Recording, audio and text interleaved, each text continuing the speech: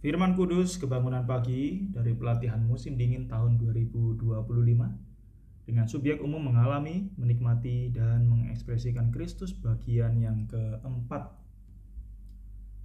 Judul untuk minggu ke-11 yaitu Anak Domba Allah di atas tahta di dalam kota. Pada hari keempat, pembacaan Alkitab diambil dari Ibrani pasal 2 ayat 10.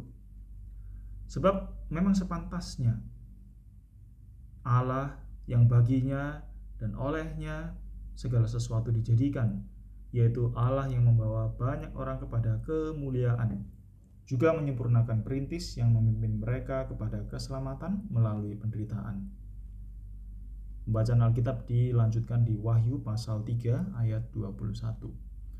Siapa yang menang, ia akan kududukan bersama-sama dengan aku di atas tahtaku, sebagaimana aku pun telah menang dan duduk bersama-sama dengan Bapakku di atas tahtanya. Saudara-saudari, tujuan dari adanya tahta itu adalah bukan hanya bagi Allah untuk memerintah atas kita, tetapi juga bagi Allah untuk merampungkan tujuan kekalnya. Jika kita memiliki tahta dalam kehidupan rohani kita, Allah tidak hanya akan memerintah atas kita, tetapi juga akan menggenapkan tujuannya di dalam kita, bersama kita dan melalui kita. Yesaya pasal 1 ayat 26 berbicara tentang menyerupai tahta yang kelihatannya seperti batu nilam. Batu nilam melambangkan situasi dan kondisi langit dengan hadirat Allah di dalamnya. Tahta memiliki rupa batu nilam, memperlihatkan hadirat Allah dalam situasi surgawi.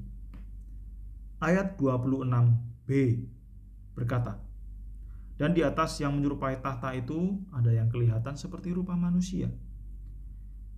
Di sini kita diberitahu bahwa dia yang di atas tahta terlihat seperti seorang manusia.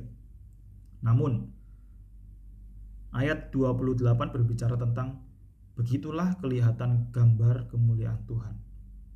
Dia yang di atas tahta terlihat seperti seorang manusia, namun padanya ada penampilan kemuliaan Tuhan. Setidaknya ada dua makna ganda pada fakta bahwa dia yang duduk di atas tahta di sini memiliki penampilan seorang manusia. Pertama, tentu saja ada kaitan antara Yehezkiel pasal 1 ayat 26 dan Kejadian pasal 1 ayat 26 yang berkata bahwa Allah menciptakan manusia di dalam gambarnya sendiri dan menurut rupanya.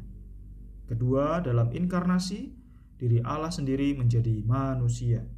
Dia memiliki sifat manusia, dia hidup, mati, bangkit, dan naik sebagai seorang manusia.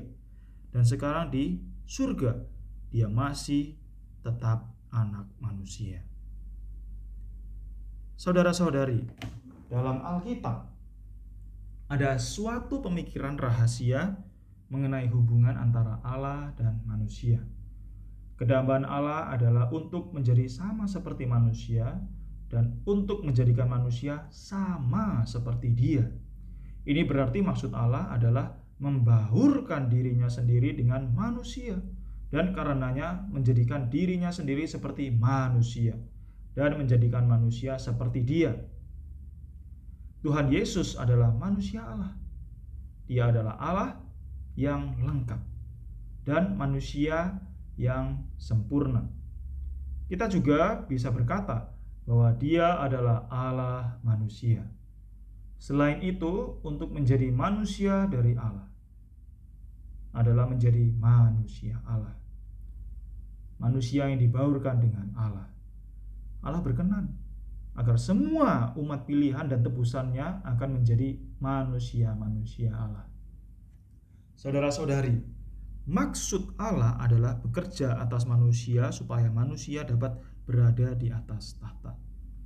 Kita mungkin puas dengan pergi ke surga. Allah tidak akan puas sampai kita berada di atas tahta. Tuhan Yesus menjadi manusia dan sebagai manusia dia pergi ke tahta. Maksud Allah adalah membawa kita ke tahta. Kedambaannya adalah untuk menjadikan kita umat dari tahta. Kita perlu mempertimbangkan kondisi kita saat ini dalam terang dari maksud Allah. Saudara-saudari, Tuhan akan membawa kita ke tahta. Tetapi jika kita masih ceroboh dan kendur, kita belum siap untuk berada di tahta. Tidak seorang pun dapat duduk di tahta dengan cara yang tidak terhormat atau tidak tepat. Jika Anda serius dengan Tuhan sebagai orang Kristen dan sebagai murid Tuhan Yesus, Anda tidak boleh kendur, ceroboh, dan tidak disiplin. Ketika Tuhan Yesus di bumi, Dia tidak ceroboh dalam segala sesuatu. Sebaliknya, banyak orang beriman hari ini yang kelihatan tidak memiliki konsepsi atau perasaan yang tepat tentang bagaimana menjadi manusia yang tepat. Orang yang demikian tidak dapat berada di atas tahta. Saudara-saudari, Tuhan Yesus memimpin jalan ke tahta. Dia adalah perintis, pelopor, membuka jalan ke tahta. Ini menunjukkan bahwa Dia bukan satu-satunya manusia yang ditetapkan untuk ke tahta. Dia telah membuka jalan dan memimpin sehingga kita dapat mengikuti. Dia adalah yang pertama sampai ke tahta, dan kita akan sampai setelah Dia. Saudara-saudari, sekarang kita berbaris ke tahta karena Allah bermaksud membawa kita ke dalam kemuliaan dan menundukkan kita di atas tahta. Mari kita berdoa. Oh Tuhan Yesus, oh Tuhan, terima kasih atas maksud-Mu yang Kau beritahukan kepadaku.